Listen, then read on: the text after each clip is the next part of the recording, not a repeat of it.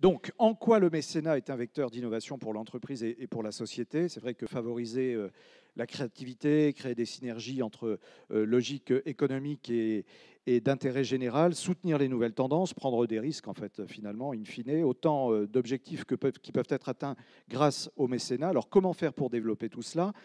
Bernard M. Salem, je me tourne tout d'abord vers vous. Le groupe SNCF possède une forte capacité d'innovation, hein, on le voit évidemment avec les trains, notamment le TGV du futur, pour ne citer que lui. Il y a le digital, le numérique qui pousse finalement à se réinventer perpétuellement au quotidien.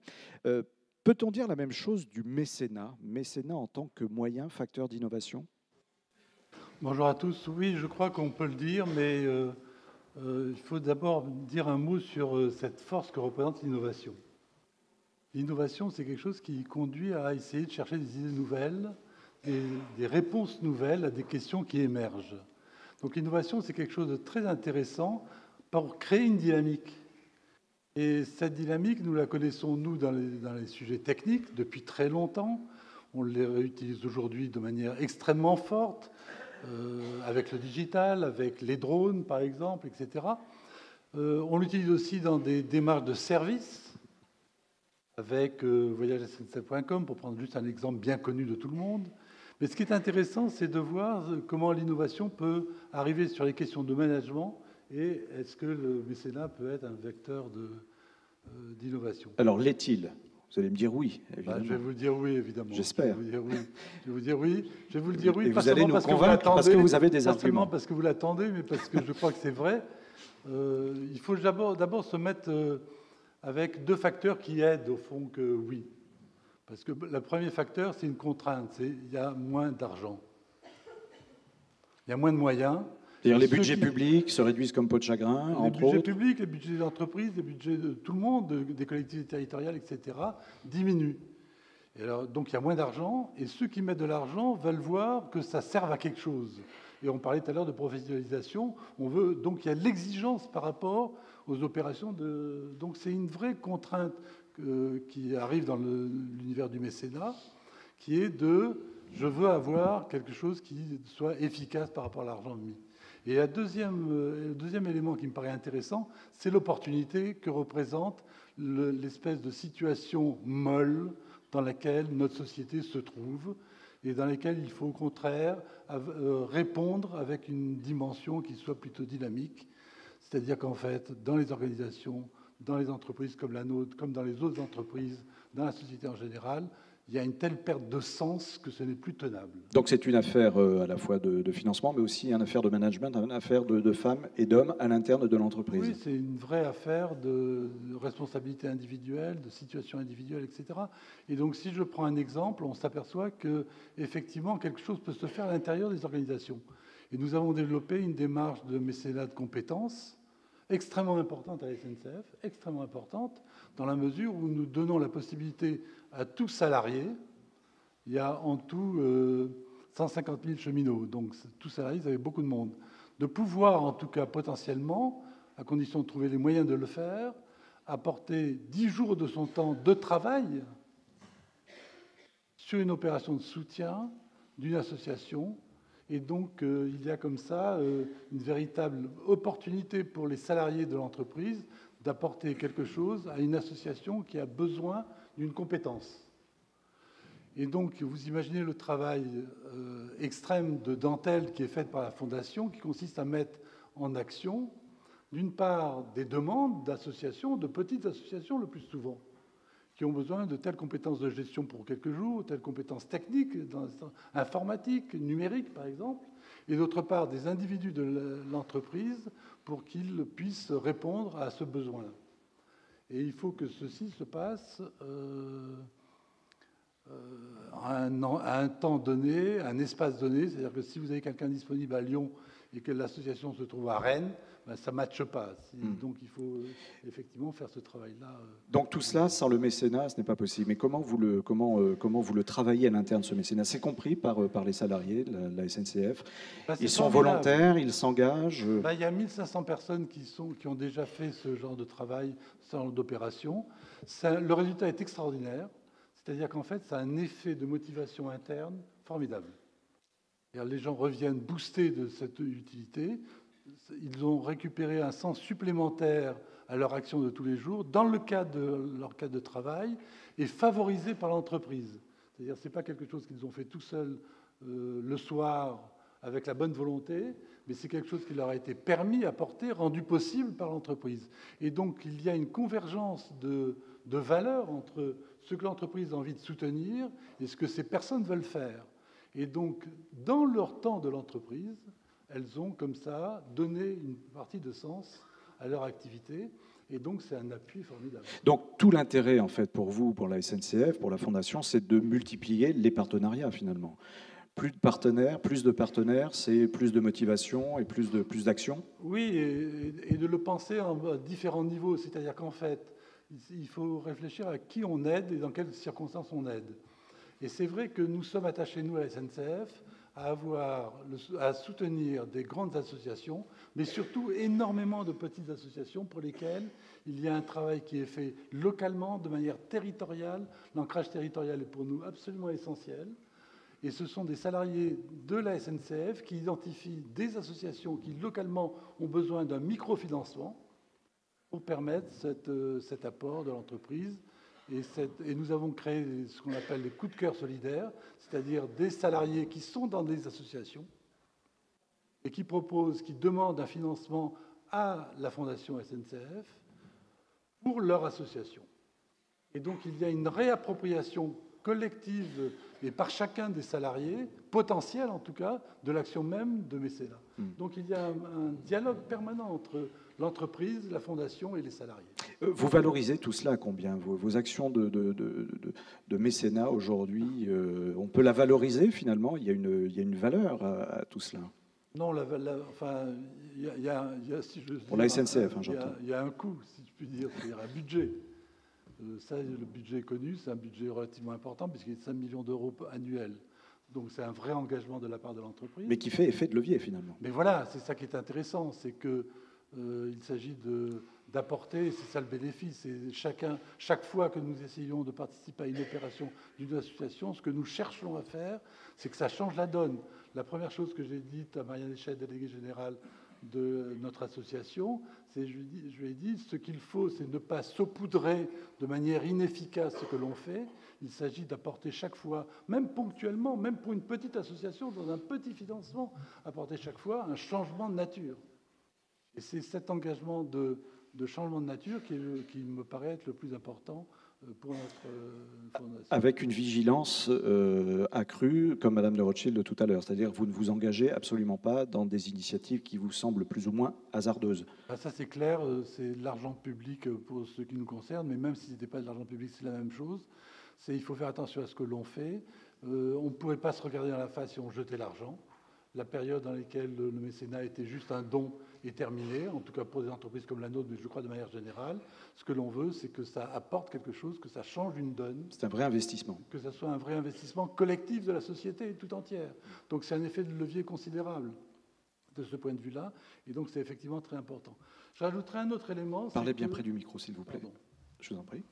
Je rajouterai un autre élément qui me paraît essentiel, c'est qu'aujourd'hui, compte tenu du premier critère dont je parlais, qui était celui de la réduction des budgets de tout le monde, il faut réfléchir d'une autre manière, non pas une fondation travaillant avec une association, dans un dialogue unique en quelque sorte, mais de réfléchir à la coproduction. En fait, nous avons intérêt collectivement, différentes fondations, à travailler ensemble sur des sujets communs. Parce qu'à certains moments, l'une des fondations peut perdre l'envie de travailler, peut pas avoir le temps, peut mettre de l'argent dans telle autre opération, etc. Et c'est en se fédérant sur des opérations communes que l'on accroît la compétence et l'impact. C'est la co-construction, finalement. C'est la co-construction, c'est la coproduction, et c'est certainement une des manières d'agir qui est émergente aujourd'hui. Mais pour donner un exemple, nous avons fait l'Alliance pour l'éducation. Sur les sujets de l'illettrisme, il y a 12 entreprises assises sur 7 associations. Alors, il y a la co-construction avec Simplon, justement. Je me tourne pour le coup vers Frédéric Bardot. Simplon est l'un de vos partenaires, finalement, chez Salem. Frédéric, est-ce que vous pouvez nous expliquer en 2 mots votre projet? La France a beaucoup de décrocheurs. Vous vous dites il nous faut aujourd'hui des codeurs. Expliquez-nous un petit peu la genèse de votre projet. Effectivement, l'idée de Simplon, elle est simple, hein, c'est qu'il y a une double absurdité, c'est-à-dire qu'il y a d'un côté, lié à la transformation numérique de la société et de l'économie, des besoins de compétences immenses sur les compétences numériques, hein, donc sur des métiers techniques très en tension comme développeur, mais il y en a d'autres dans la data, dans la sécurité, dans plein de métiers techniques. Donc ça, c'est voilà, des gens qui ne trouvent pas de profils qualifiés. C'est factuel. Ça, c'est factuel, c'est chiffré, c'est 900 000 codeurs au niveau de l'Union européenne, 60 000 en France. Donc c'est complètement incroyable. Et de l'autre côté, vous avez des gens hyper talentueux qui sont sur le carreau, soit qu'ils aient quitté le système scolaire, soit qu'ils soient demandeurs d'emploi de longue durée, soit qu'ils soient en reconversion. Donc voilà, vous avez cette double absurdité. Et l'idée de Simplon, c'est de faire le matching entre ces deux choses-là. C'est-à-dire de proposer à des gens qui ne sont pas dans les clous, qui ont des profils un peu différents, de se former de manière gratuite pour pouvoir exercer les compétences qui sont très recherchées sur le marché du travail. Donc c'est aussi simple que ça. Donc c'est une forme d'école. On appelle ça des fabriques parce qu'on est plutôt sur ce qu'on appelle les artisans du numérique. Et donc on a démarré ça en Seine-Saint-Denis à Montreuil il y a 3 ans. Et maintenant il y a une trentaine d'écoles Simplon. Et ça aurait absolument pas été possible sans le mécénat. Alors sans le mécénat, expliquez-nous ce que vous a apporté concrètement le mécénat. Est-ce que vous vous êtes dit, moi je fonce si j'ai, évidemment l'argent c'est évident, mais si j'ai les bons partenaires, et comment ça s'est passé au début finalement? Il y a une tendance en ce moment qui consisterait à dire que, comme il y a la baisse des subventions, la baisse de l'argent public, du mécénat, que le modèle, on va dire, moderne et innovant, c'est celui de l'entreprise sociale. Donc d'une entreprise qui agirait dans le champ de l'impact social, de l'utilité sociale. Donc ça, c'est que les contrats à impact social sont le renouvellement des partenariats publics-privés, que l'impact investing dans des entreprises, ça pourrait être une solution à un problème. C'est certainement vrai, mais ce que nous, on a pu voir côté Simplon depuis 3 ans et demi, c'est que c'est, on va dire quoi de neuf, c'est le mécénat en fait qui est neuf. Et ce que Marianne Éché appelle le mécénat du 3e type, ça c'est quelque chose qui a été très important dans l'histoire de Simplon à 2 niveaux.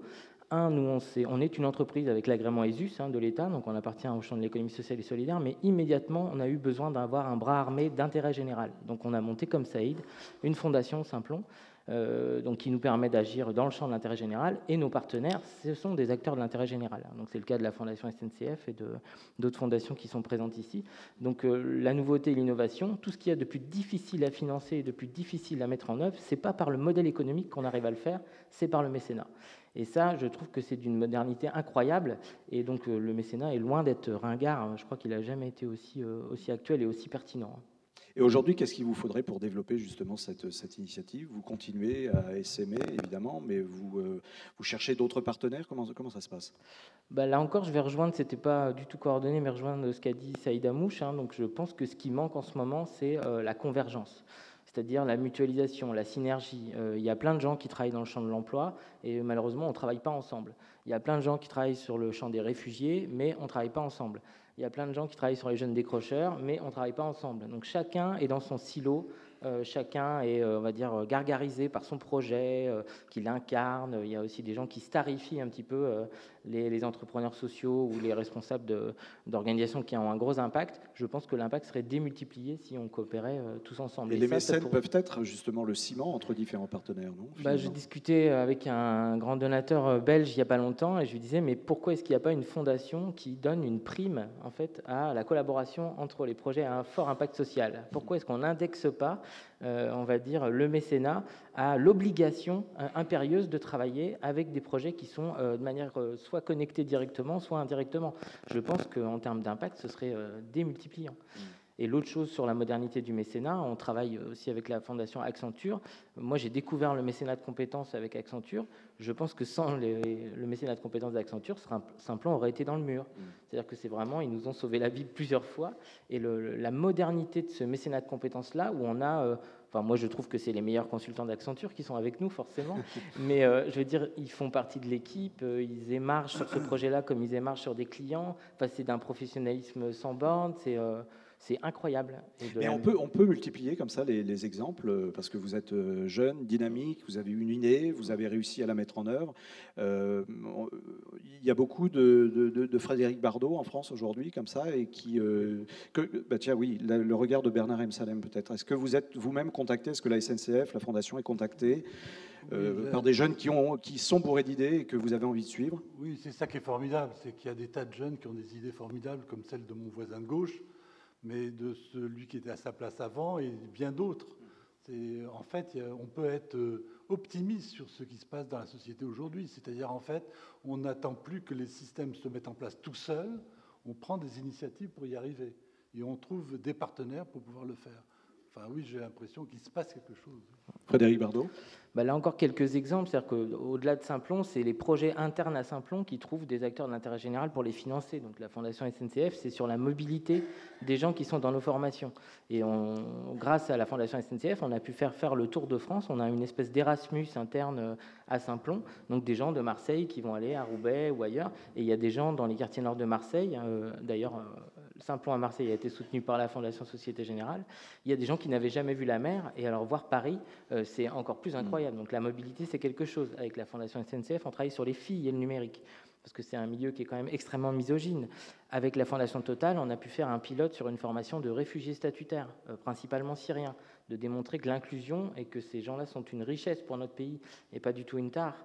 Donc je pourrais multiplier les exemples là-dessus. C'est vraiment, à chaque fois qu'on a quelque chose de très difficile, où le modèle économique est une question de second ordre dans un premier temps, où il faut faire un pilote, où il faut accélérer les choses, c'est évidemment avec les acteurs de l'intérêt général qu'on travaille en priorité. Je pose la même question qu'à Saïd Amouche tout à l'heure.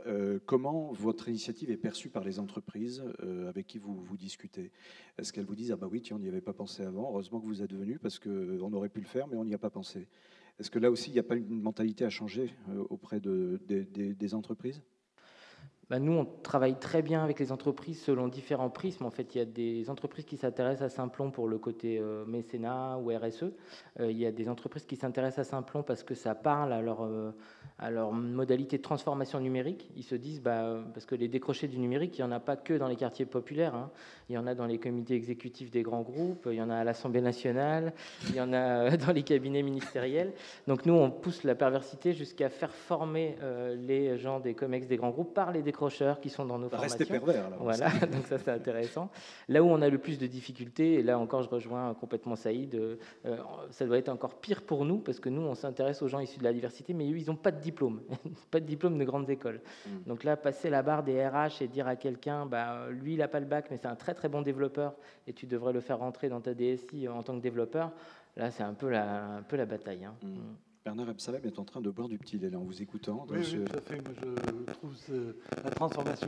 Le mécénat est une occasion de transformation formidable des organisations aussi. On l'a dit tout à l'heure, on le redit là encore. Je voudrais insister sur un point. C'est jusqu'à présent, un des sujets clés des entreprises, c'était de décloisonner les différents silos internes. Et le management à la française, c'est un management de silos classique. On a fait exploser ça quand même globalement dans les organisations à peu près partout. On ne l'a pas fait complètement, il ne faut pas exagérer non plus, mais quand même, ça a été bousculé, ce système du cloisonnement. Mais le cloisonnement hiérarchique, lui, a peu bougé. Et c'est peut-être un des enjeux principaux des organisations modernes. C'est de faire exploser le système hiérarchique bien connu, taylorien, dont on dit toujours que ce n'est pas le bon, mais c'est toujours celui qu'on retrouve dans les organisations. Et donc, le mécénat est intéressant de ce point de vue-là, c'est-à-dire qu'il met des gens face à un objet extérieur d'engagement individuel sur le fond, d'une certaine mesure éthique, sur un pied d'égalité. Et donc aujourd'hui, pour reprendre l'exemple du mécénat de compétences dont je parlais tout à l'heure, quelqu'un qui passe 10 jours à aider une petite association passe 10 bons jours pour son manager. Et donc, il est valorisé en tant que tel, en tant que responsable, ayant apporté une compétence. Et du coup, on ne le regarde plus de la même manière. C'est un retour sur investissement, finalement. C'est complet. C'est-à-dire qu'en fait, le mécénat donne un exemple d'un fonctionnement qui ne soit pas un fonctionnement hiérarchique, rigide, classique, habituel. Vous partagez ce point de vue, Frédéric Bardot, votre structure, évidemment, c'est une autre taille, mais vous voyez concrètement les choses se mettre en place comme ça dans les entreprises aujourd'hui, oui, grâce au mécénat? On le voit chez les partenaires, grâce au mécénat, grâce au digital aussi. Et donc, comme nous, on est à la convergence entre les deux, c'est-à-dire qu'il y a des grandes transitions en ce moment. La transition écologique, c'en est une. La transition numérique, c'en est une autre. Ça oblige à repenser complètement les modes d'organisation. Et ça, c'est souvent... nous, on commence souvent par les départements RSE ou les fondations. Et après, on va à la DSI, à la DRH, et on commence à discuter. Donc, l'innovation, on va dire le deal flow, où en fait, les choses intéressantes, en fait, elles n'arrivent pas par la direction de la stratégie ou de l'innovation. Elles arrivent par la direction du mécénat ou la direction RSE. Quoi. Donc on est gagnant à tous les niveaux, finalement. Quand on regarde, ce soit en termes financiers, en termes de management, en termes d'idées, en termes de dynamique. Il y a une autre école dans le numérique, c'est l'école de Xavier Niel. Est-ce que c'est un concurrent direct? Parce que là, c'est un mode de fonctionnement totalement différent. Comment vous l'avez déjà rencontré, je présume? Oui, vous avez parlé de ce projet. Parce que là, on est dans deux philosophies totalement différentes. Oui, qui sont assez différentes, mais qui sont assez complémentaires. Donc, on est nés la même semaine, on se connaît très bien avec l'équipe pédagogique et de l'école 42. C'est très différent, c'est sur 3 ans. J'adorerais avoir le modèle économique de l'école 42, qui est donc la fortune de Xavier Niel. Nous n'avons pas ce modèle économique-là, ça nous oblige à être un petit peu plus âpre, on va dire, à la négociation. Vous êtes tout aussi efficace. On n'a pas les mêmes volumes, mais c'est une initiative philanthropique très moderne qui vient d'un personnage qui est assez atypique et qui est intéressant. Donc son mécénat et sa philanthropie à lui est atypique aussi. C'est un très beau modèle, mais c'est vrai que nous, sur nos publics, on croit aux filles, par exemple. Chez 42, il y a 7% de filles. Donc voilà, on n'est pas sur les mêmes publics. Et nous, on croit aux profs. Il n'y a pas de profs chez 42. Voilà, donc on fait des choses qui sont très complémentaires. Et c'est un peu le grand frère de l'initiative de l'État, Grande École du Numérique. Quoi. Bernard Absalem, on disait tout à l'heure avec Madame de Rothschild qu'effectivement, le mécénat a beaucoup évolué ces 10 dernières années, au cours de la dernière décennie. Est-ce que vous partagez ce point de vue? Et je vous poserai après la question prospectif. Oui, je crois qu'on peut dire ça. Moi, je dirais qu'il y a eu des transformations encore plus importantes dans les 5 dernières années. En particulier sur les sujets qui me touchent le plus, c'est celui de la co-construction. C'est-à-dire, en fait, ça émerge maintenant. C'est-à-dire de comprendre que c'est à plusieurs qu'on travaillera mieux. Plusieurs fondations, ensemble, travailleront mieux avec plusieurs partenaires associatifs par ailleurs. Mais pourquoi ça a changé au cours des 5 dernières années? Là, vous resserrez un peu plus le timing. Qu'est-ce qui a fait qu'il y a eu un déclencheur dans le système du mécénat, dans l'écosystème du mécénat, qui est vraiment évolué, et pourquoi aussi rapidement? Moi, je pense que c'est lié, pour une fois, c'est lié à des personnes. C'est-à-dire qu'il y a des personnes qui ont engagé des processus de ce type dans différentes fondations et ont convergé, se sont retrouvés face à un manque qui existait, qui était chacun dans son coin. Moi, j'ai connu une époque dans laquelle, quand quelqu'un allait quelque part, les autres n'y allaient pas, entre guillemets. Il y a eu cette période. Et maintenant, c'est exactement l'inverse. C'est-à-dire qu'on a envie, au contraire, de réfléchir à plusieurs, parce que c'est à plusieurs qu'on trouvera les meilleures solutions, les meilleures compétences à porter, etc. L'union fait la force. Donc effectivement, il y avait un besoin, il a été exprimé par quelques personnes, et c'est devenu maintenant un standard. Non pas l'unique standard, bien entendu, mais un standard. Et alors, comment vous voyez le mécénat dans les 5 ou 10 prochaines années? Ça, c'est la question vache, ça. Celle-là, elle sera ce que vous allez faire. Entre guillemets, j'en sais rien. Je crois simplement qu'elle engagera davantage les organisations elles-mêmes. C'est déjà beaucoup de choses se font, mais pour l'instant, on est au début de la phase où le mécénat est réapproprié par l'organisation, autrement que par des formulations de type communication, valorisation RSE, etc. Non pas que je crache là-dessus, et pas seulement parce que j'ai été directeur de la communication de l'entreprise SNCF, mais parce que je crois que plus on fait connaître, plus on fait comprendre. Et donc, si on prend la communication comme étant l'inverse de la com, parce que malheureusement elle n'est pas toujours, on prend la communication comme quelque chose qui met en scène, valorise, fait comprendre, fait partager du contenu et de la responsabilité. Et je pense que ceci est un mouvement qui existe aujourd'hui, sur lequel on peut s'appuyer vraiment. Frédéric Bardot. Oui, juste 2 choses, parce que je n'ai pas du tout la vision, l'expérience et l'expertise de Bernard. C'est ce qui est intéressant, justement. Moi, je pense que la contrainte qui pèse sur les budgets, les financements, en fait, a obligé aussi le mécénat à se renouveler et à être créatif. Je pense qu'il y a des nouveaux arrivants aussi qui obligent un petit peu le mécénat à être créatif. on fait partie du portfolio d'une fondation internationale qui s'appelle EPIC, qui a été fondée par Alexandre Mars, et je trouve que l'approche que EPIC a est intéressante. Voilà, elle a ses qualités et ses défauts, comme toutes les approches, mais je trouve qu'elle renouvelle un petit peu la vision avec quelque chose de très international. Elle amène des donateurs à la philanthropie et au mécénat qui ne sont pas les donateurs qui seraient attirés traditionnellement par le mécénat. Donc ça, je trouve ça intéressant. Et après, je pense qu'il y a quelque chose de générationnel aussi, mais pas générationnel au sens de l'âge, parce que là encore, il ne faut absolument pas croire au mythe des digital natives, qui n'existe pas. Ce n'est pas une question d'âge, mais il y a des gens qui ont mis du numérique et mis de l'innovation dans le mécénat, et ce n'est pas en fonction de leur âge qu'ils l'ont fait. Et ça, je pense qu'il y en avait quand même vraiment besoin. Eh bien, merci infiniment pour, encore une fois, vos témoignages et votre action. On peut vous applaudir largement. Merci, merci infiniment.